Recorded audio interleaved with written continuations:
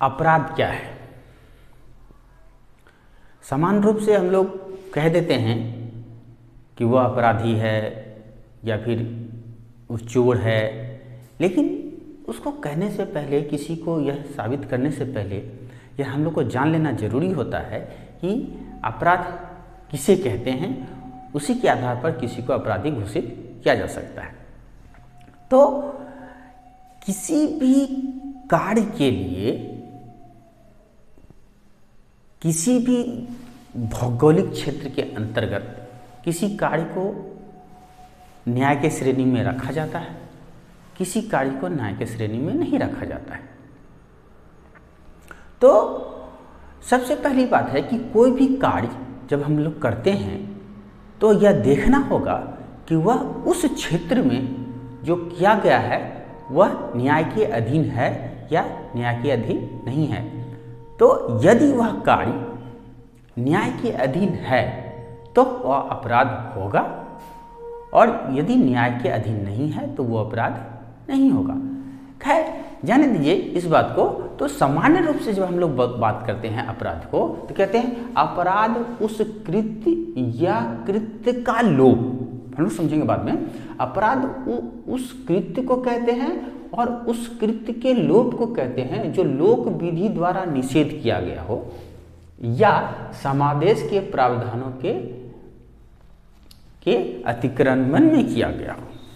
तो यहाँ पे देखेंगे कि अपराध किसको कहते हैं। कोई भी, यदि कोई राज्य, कोई सरकार यह कहता है कि यह काम आपको करना है, और यदि कोई व्यक्ति जानबूझकर उस काम को नहीं करता है, तब वो अपराध है। जैसे मान लीजिए, यदि किसी आदमी को यह बोला जाता है कि आपको किसी भी आम इंसान को दुर्वचन या अपशब्द नहीं कहना है, और फिर भी यदि कोई आदमी यह कह देता है, किसी दूसरे को अपशब्द कहता है, तो उसको हम लोग अपराध कह सकते हैं। उसके अलावा भी बहुत सारी चीज़ें हैं जो हम लोग धीरे धीरे बात समझेंगे। कहते हैं यदि ए किसी राज्य का नागरिक है या फिर निवासी है और बी भी उसी राज्य का निवासी है, ठीक, तो राज्यादेश होता है या राज्य का आदेश होता है कि कोई किसी को अपशब्द नहीं कह सकता है या दुर्वचन नहीं बोल सकता है। तो तब उस स्थिति में यदि ए बी को गाली देता है या अपशब्द कहता है, तब उस राज्य के लिए ये अपराधी होगा। बस समझ में आ गया। चलिए, अपराध का तो, लेकिन एक ही बात अपराध को साबित नहीं कर सकता है। इसलिए हम लोग जस्ट आप एक एग्जाम्पल देके आपको समझाए कि अपराध क्या हो सकता है। अब देखते हैं। कहता है कि अपराध उस कृत्य को कहते हैं, मतलब यदि बी वैसे काम को कर देता है, ए वैसे काम को कर देता है जिस काम को करने के लिए मना किया गया है, तब ये अपराधी हो सकता है। ठीक है, आगे देखते हैं। ये किस कर देता है, और यदि वह वैसे काम को करता है जिस काम को नहीं बोला गया है करने के लिए, ठीक है ना। मतलब यदि कोई राज्य में यह शासनादेश चला कि कोई एक काम को करना है और वो काम को नहीं करता है, ठीक, और यह आदेश चला है ये काम को करना है और उस काम को नहीं करता है, और जब बोलता है इस काम को नहीं करना है, वो काम को वो करता है। मतलब कि सीधा सीधा हम समझते हैं, यदि कोई व्यक्ति राज्य के कानून का उल्लंघन करता है, मतलब उसके अगेंस्ट में कोई काम करता है या काम नहीं करता है, तब वो अपराधी होगा। पहला बात तो कहता है और तब वो अपराधी होगा तो राज्य के आदेश का, कानून का उल्लंघन करता है। इसके साथ साथ कुछ और बातें हैं जो कि अपराध को साबित करने के लिए लगता है।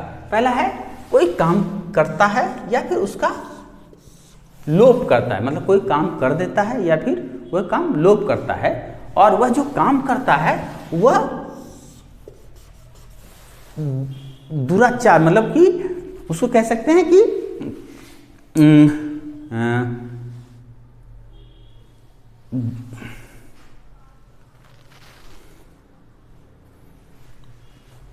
पहला काम करता है या फिर काम नहीं करता है। दूसरा है मेंसरिया, मेंसरिया को कहते हैं दुराशय।